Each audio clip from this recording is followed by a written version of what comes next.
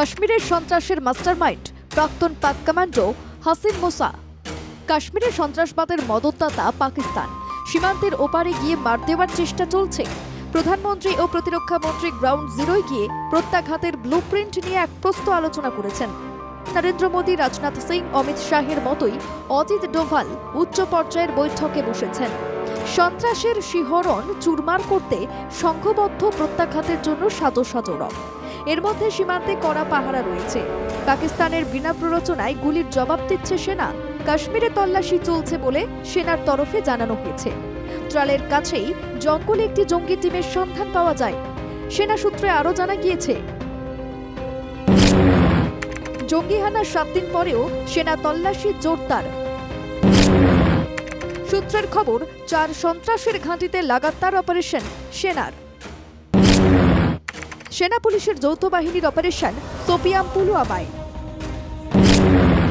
সূত্রের খবর, বৈশারণ হামলায় জড়িত সন্দেহে গ্রেপ্তার প্রায় 15 জন। বিশ্বমঞ্চে ক্রমশ কোণঠাসা পাকিস্তান। মুখ বাঁচানোর চেষ্টা করেও মুখ পড়ছে পাকিস্তানের।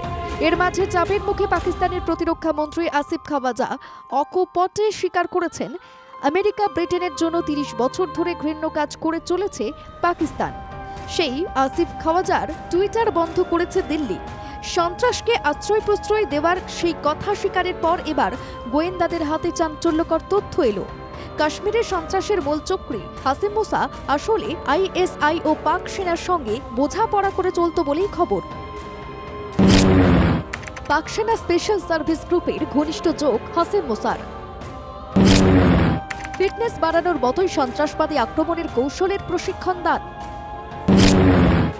উন্নত প্রযুক্তি যুদ্ধাস্ত্র ব্যবহারের সঙ্গে অস্ত্র ছাড়া লড়াইয়েও প্রশিক্ষণ। পাক সন্ত্রাসের মুখোশ খুলে দিয়ে রাষ্ট্রের সঙ্গে ঝড় তুলল দিল্লি। কাশ্মীরে সন্ত্রাসবাদের মদতদাতা পাকিস্তান। সীমান্ত পারে সন্ত্রাসবাদীরা লালিত পালিত হয়। ভারত এ কথা রাষ্ট্রসংঘে আরও একবার চড়ার সুরে জানিয়ে দিল বিশ্ববাসীকে। Pakistan's Defense Minister Khwaja Asif admitting and confessing Pakistan's history of supporting, training and funding terrorist organizations in a recent television interview. This open confession surprises no one and exposes Pakistan as a rogue state fueling global terrorism and destabilizing the region.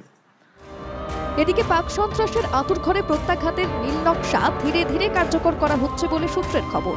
Pakistan দাবি করছে পিওকেতে একটি drone তারা নামিয়েছে।